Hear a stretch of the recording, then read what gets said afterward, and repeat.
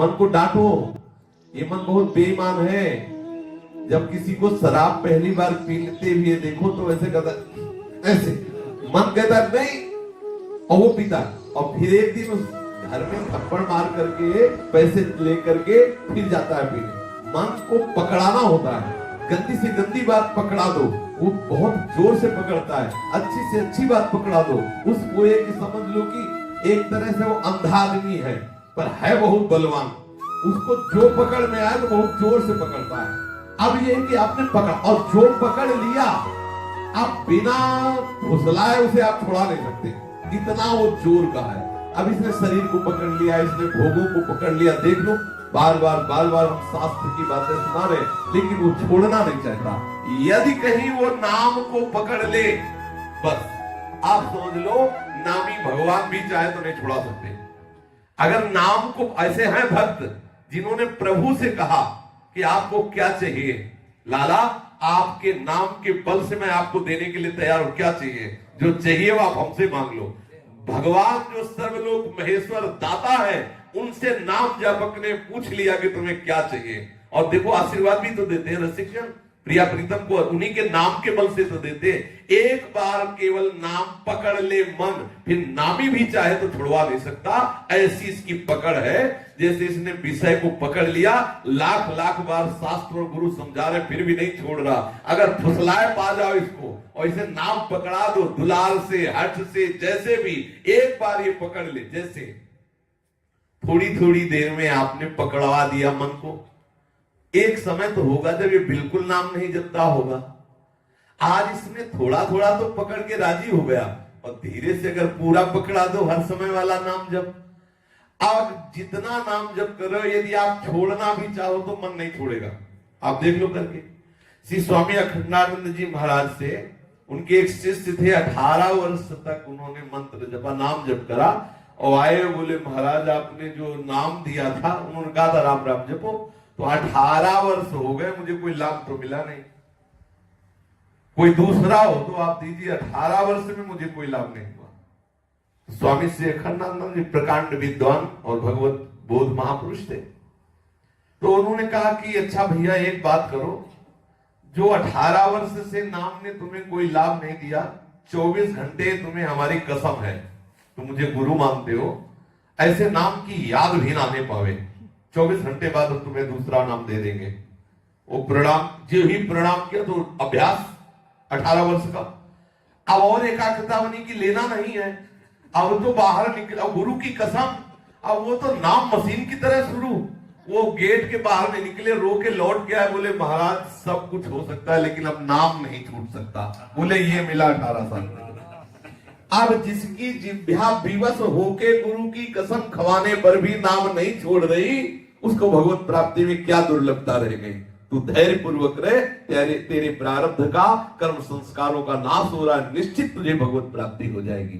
तो हम नाम को पकड़ा दे तो देखो इतना वो ईमानदार है कि जितना पकड़, सच्ची मानिए, जितना आपने पकड़ा दिया उतने पे आप भी छोड़ना चाहे तो आपको जलाना शुरू कर देगा।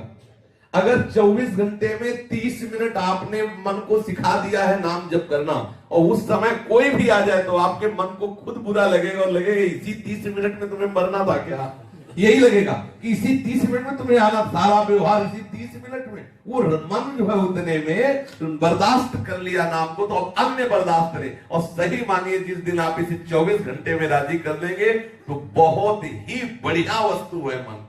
एक बार इसे प्रभु में लगा दीजिए, और एक बार प्रभु में लग गया तो फिर हटने वाला नहीं। जागृत स्वप्न सुसुप्ति स्फुरत में राधा पदार्थ छटा, ऐसी दिव्य, ये मन बहुत बड़ा सहायक है और मन बहुत बड़ा दुश्मन है।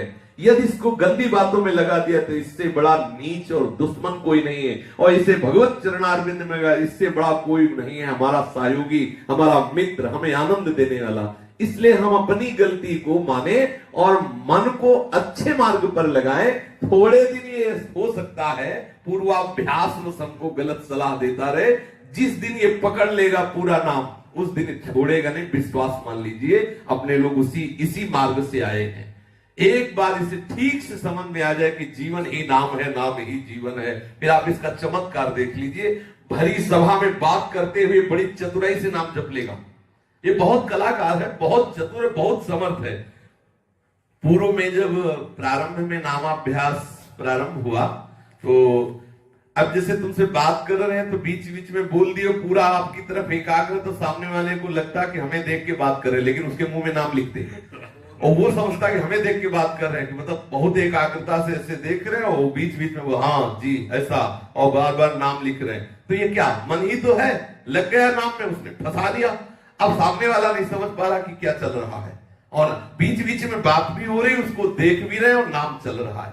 अब हजारों से बात हो रही है, जैसे आप सभा में बैठे हैं, लेकिन मन ने गंदा चिंतन करने का स्वभाव बना लिया तो हो रहा है ना, आप देख लो। ऐसे ही यदि भगवत चिंतन करने का स्वभाव बना लिया तो वैश्यालय में बैठ जाओ तो भी वो वही करेगा, क्योंकि उसका स्वभाव बन गया भजन करने का। और अगर गंदा स्वभाव बन गया है तो आप चाहे जहां बैठ जाओ, वो अपने ही ताना बाना बुनेगा। देख लीजिए ठाकुर के सामने, बिहारी जी राधा वल्लभ जी के सामने खड़े होकर के भी ये वही ताना बाना बुनता। बहुत चतुर है, बहुत चतुर है। अगर भजन में लग गया तो गंदी से गंदी जगह में भी भगवदाकार वृत्ति कर देगा, और अगर बुरी आदत में लग गया तो बड़े बड़े महामहिमा में धामों में भी बुरे आचरण करवा देगा। बड़ा विचित्र देवता है, इसे फुसला लो, इसे डांट के दुलार के जैसे बने इसको सतमार्ग में लगा दो। यही जीवन का हमारे सबसे बड़ा धर्म है, यही जीवन का सबसे बड़ा कर्तव्य है कि हम अपने मन को फुसलाए पा जाए। मन को संभाल लिया तो सबसे बड़ा गुरु कौन, जिसने मन को चेला बना लिया? नहीं, चाहे जितने चेला हो, रहते सब मन के चेले ही है। मन को जिसने चेला बना लिया वही गुरु, वही महात्मा। जिसने मन को अधीन कर लिया वही सबसे बड़ा बलवान। नहीं तो सब बलवानों को धूल दूषित कर देने वाला ये मन है, एक मिनट में न जाने कहां से कहां खड़ा कर देता है। इसलिए हट करके और दुलार करके दोनों भावों से मन को नाम में लगाइए। एक बार ये पकड़ लेगा तो कभी नहीं छोड़ेगा, इसका स्वभाव ऐसा है।